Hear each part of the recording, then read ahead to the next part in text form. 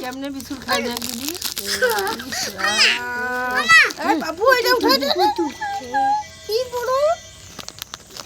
ওই যে ঠালেন ওই যে মাগুর মাছ হয়ে বসে ঠালেন নিচে ডুগা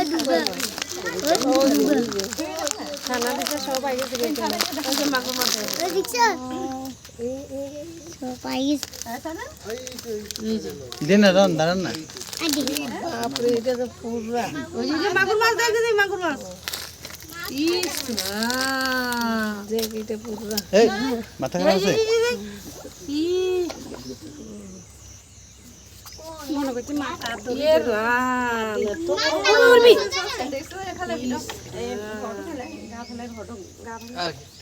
ফটো উঠাই